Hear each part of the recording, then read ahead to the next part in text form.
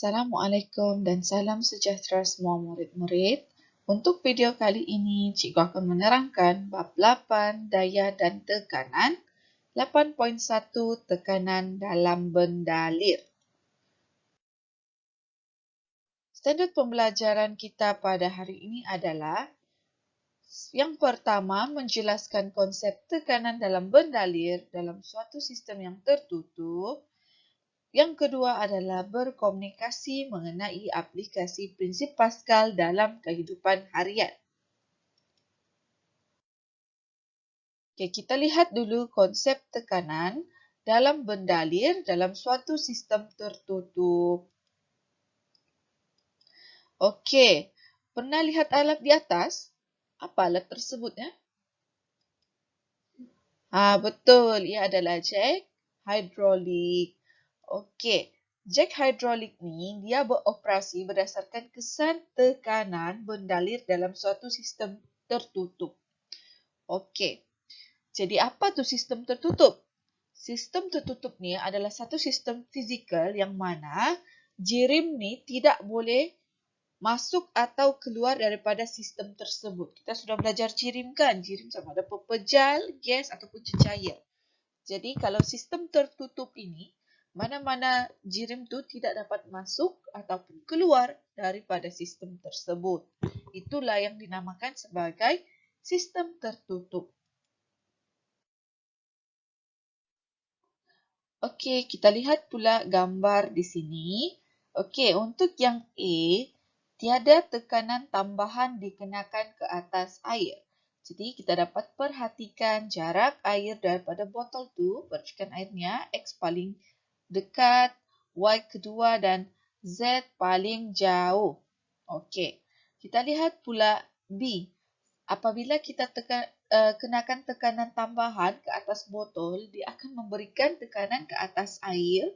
Jadi, kalau kita perhatikan di sini, berlaku pertambahan jarak percikan air itu apabila kita berikan tekanan tambahan, tapi masih lagi X yang paling dekat dengan botol, Y kedua dia lagi jauh sedikit, sederhana, dan yang paling jauh adalah Z. Okey, dan kalau kita lihat semua tambah dengan D, itu maksudnya jarak tambahannya adalah seragam. Okey, samalah maksudnya jarak tambahannya tu. Jadi, ini sebenarnya di bawah prinsip Pascal. Di bawah prinsip Pascal, menyatakan bahawa penyebaran tekanan yang dikenakan pada suatu bendalir, cecair ataupun gas dalam suatu sistem tertutup adalah secara seragam pada keseluruhan bendalir tersebut dan ke semua arah. Okey. Mari kita lihat pula prinsip operasi sistem hidrolik. Okey. Prinsip asas sistem hidrolik ni adalah pemindahan tekanan ke semua arah di bawah berdasarkan prinsip Pascal. Okey. Sistem hidrolik digunakan untuk mengangkat beban yang berat. Okey, sebab dia dapat menghasilkan output yang besar untuk angkat beban yang berat. Okey. Sistem hidrolik ni terdiri daripada ada beberapa lah komponen. Yang pertama adalah dua silinder beromboh dengan permukaan berlainan, luas permukaan berlainan. Tengok yang pertama di sini, omboh yang pertama luas permukaannya adalah 2 cm persegi. Okey, omboh yang kedua luas permukaannya adalah 100 cm persegi. Jadi luas permukaan yang berbeza ya. Kemudian lazimnya bendalir yang digunakan adalah air ataupun minyak. Sebab air ataupun minyak ini dia tidak boleh dimampatkan. Okey. Sebab itu selalu kalau sistem hidrolik ni dia gunakan air ataupun minyak lah untuk sebagai cecairnya ataupun bendalirnya. Okey. Sekarang kita lihat. Okey. Untuk kita tengok dekat sini, okey. Kita fahamkan dulu. Mengikut prinsip Pascal, tekanan dikenakan oleh omboh kecil sama dengan tekanan yang dihasilkan pada omboh besar. Jadi dia tengok sini. Dia cakap daya input dikenakan ke atas omboh kecil menghasilkan tekanan. Okey, jadi asalnya dekat sini kita berikan tekanan, kemudian kalau kita lihat alirannya, pemindahan tekanan secara seragam melalui bendalir. Jadi tekanan yang dikenakan pada omboh kecil tu tadi, okey, dia hasilkan tekanan, daya yang dikenakan pada omboh ni tadi menghasilkan tekanan kan. Jadi tekanan tu daripada omboh kecil ini, dia pindahkan kepada omboh besar melalui bendalir. Jadi daya output yang besar dihasilkan pada omboh yang besar. Okey, jadi maksudnya tekanannya tetap sama, cuma dayanya saja yang berbeza. Okey, sekarang kita tengok sini. Okey, tekanan pada omboh kecil sama dengan tekanan pada omboh besar. Ini prinsip Pascal kan? Okey, jadi kita untuk cari daya ni, kita carilah daya input bahagikan dengan luas omboh kecil sama juga dengan daya output bahagikan dengan luas omboh yang besar. Kita dapat maklumat tadi. Okey, daya input yang kita kenakan adalah 10 Newton, jadi 10 N di sini. Per luas permukaan omboh kita tadi adalah 2 cm persegi, jadi tulislah di sini 2 cm persegi. Okey, sama dengan daya output bahagikan dengan luas omboh besar. So, daya output kita belum tahu, itu yang kita mau cari berapa daya output yang terhasilkan. Okey, jadi biarkan saja dulu. Bahagikan dengan luas omboh besar adalah 100 cm persegi. Jadi kita tulis di situ. Okey, kemudian apa yang kita buat? Kita pindahkan 100 ini ke sebelah. Jadi ini bahagi, jadi ke sebelah kita darab. Jadilah dia 10 Newton darab 100 cm persegi bahagi dengan 2 cm persegi. Tekan kalkulator, kita dapat 500 Newton. Maksudnya, setelah dikenakan daya input, kemudian daya tu tadi menghasilkan tekanan dan tekanan tu dipindahkan secara seragam melalui bendalir, dia akan menghasilkan daya output sebanyak 500 Newton pada omboh yang besar. Okey, kita teruskan. Mari kita lihat aplikasi prinsip Pascal dalam kehidupan harian. Okey, sebenarnya prinsip Pascal ni banyak pun yang kita gunakan dalam kehidupan harian. Cumanya mungkin kita tidak sedar. Okey. So, yang pertama adalah sistem jack hidrolik. Okey, sistem jack hidrolik ni digunakan untuk mengangkat beban berat seperti kereta di bengkel. Okey. Biasa kan kalau kita pergi bengkel, kita nampak kenderaan tu. Okay, dinaikkan pada satu alat. Lepas tu adalah dilakukan pada alat tu disetting. Lepas tu kenderaan tu pun terangkat. Okay. Jadi sekarang kita teruskan. Okay. Macam mana sebenarnya dia beroperasi? Yang pertama, dia akan tolakkan tuas itu ke atas dan ke bawah secara berulang-ulang untuk tolak omboh besar yang ada beban di atasnya dan masa tu injap pelepas tertutup. Kemudian apabila terbuka injap pelepas, omboh besar yang terbeban tadi akan turun ke kedudukan asalnya. Begitulah itu secara ringkas. Jadi untuk lebih memahami sistem jack hidrolik ni, macam mana dia berfungsi ataupun bekerja, beroperasi, okey, kita lihat yang seterusnya. Okey, operasi sistem jack hidrolik. Okey, kalau kita lihat di sini ada tangki, ada injap A, injap B, di sini ada injap pelepas, ini ada tuas, ni yang tuas. Okey, ini adalah omboh kecil dan ini adalah omboh besar dan sekarang kita punya beban adalah kereta. Okey.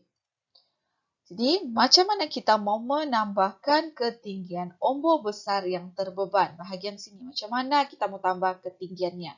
Okey, yang pertama, tuas ni, kita akan tolak dia ke bawah dan ke atas hingga ketinggian yang ingin yang ingin dicapai. Maksudnya hingga ketinggian ombak ni lah. Masa tu, injap A dan juga injap pelepas berada dalam keadaan tertutup dan injap B dalam keadaan terbuka. Jadi, ombak kecil ni akan mengenakan tekanan kepada cecair ataupun minyak hidrolik ini dan cecair ini memindahkan tekanannya kepada ombak besar ombak besar terbeban ni tadi dan menolaknya ke atas. Okey, begitulah prosesnya.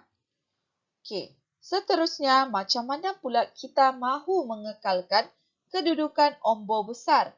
Kan nanti kita mahu melakukan kerja-kerja pembaikan pada kereta ni kan. So kita mahu ombak besar ni stay. Macam mana dia mau kekal pada ketinggian tadi yang sudah kita tetapkan? So apa yang kita buat? Tuas ini kita tolak ke atas dengan keadaan masa tu injap pelepas dan juga injap B ini tertutup. Dua injap ini tertutup, hanya injap A sahaja yang terbuka. Jadi cecair daripada takungan, daripada tangki ini akan mengalir ke bawah ombak kecil melalui injap A. Jadi tekanan cecair yang tetap dikenakan pada ombak besar mengekalkan kedudukan ombak besar. Okey, begitulah prosesnya. Okey, macam mana pula kita hendak menurunkan ombak besar kepada kedudukan asal? Yalah, kita mau nantikan kereta tu kita mau turunkan dan mau diberikan kepada empunya tu, dia mau bawa balik dan sebagainya. So, kita kena turunkan lah. Tak kena mau stay di situ. Okay, so apa yang kita kena lakukan? Yang pertama adalah injap pelepas dan injap A akan terbuka. Ni, injap A dan injap pelepas akan terbuka. Injap B ni akan tertutup. Jadi, ombak besar ini dia akan kenakan tekanan kepada cecair di bawahnya di sini. Okay, jadi cecair ni sebab ada tekanan, dia akan ditolak untuk mengalir semula ke takungan melalui injap pelepas yang terbuka tu tadi. Jadi ombak ini akan kembali kepada kedudukan asalnya.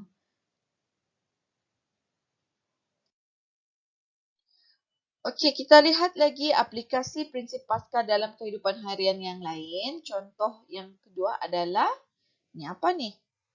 Ada tayar depan, tayar belakang, ada pedal brake, ada gambar orang ni. Ini sebenarnya adalah sistem brake hidrolik. Okey, sistem brake hidrolik ni digunakan untuk memperlahankan ataupun memberhentikan kenderaan beroda. Contohnya kereta yang sedang bergerak. Okey, jadi dia ada sini ada bendalir brake.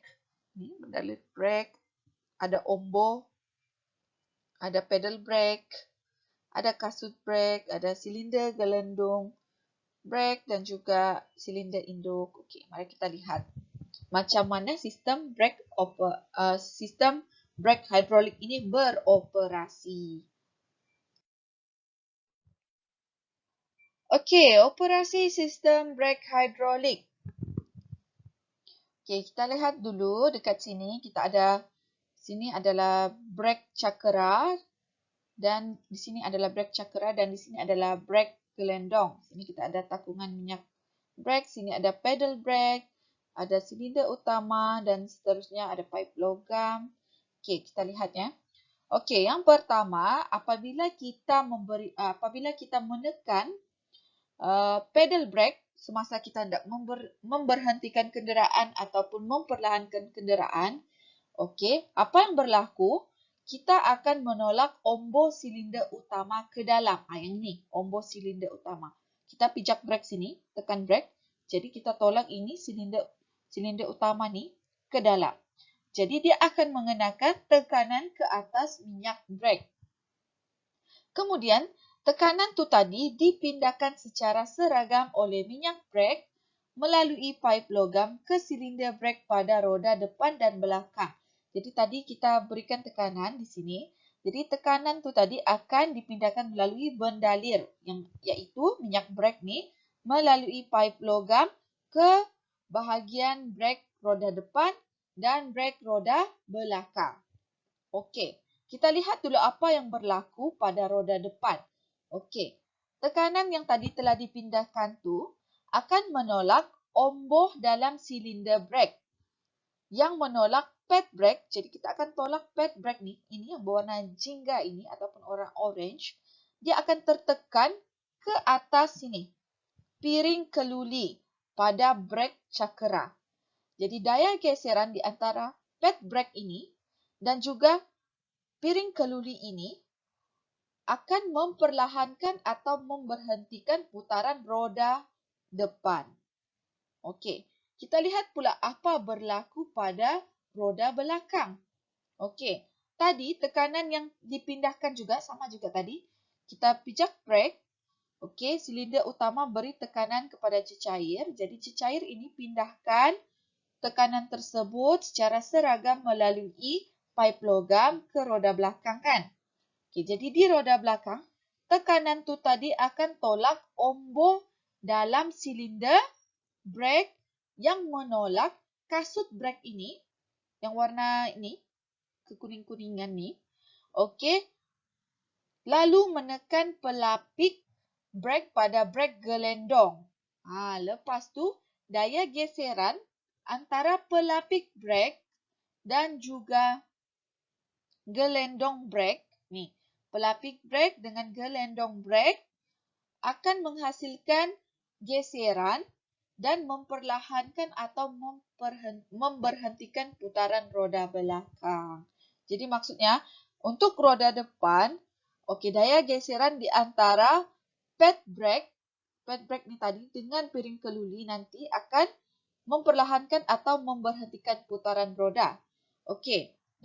Untuk roda belakang, daya geseran antara pelapik brake dan juga gelendong brake yang akan memperlahankan atau memberhentikan putaran roda belakang.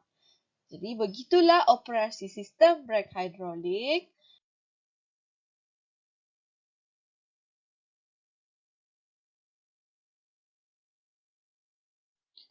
Sekian, terima kasih. Itu saja untuk video cikgu pada kali ini. Semoga bermanfaat kepada murid-murid semua.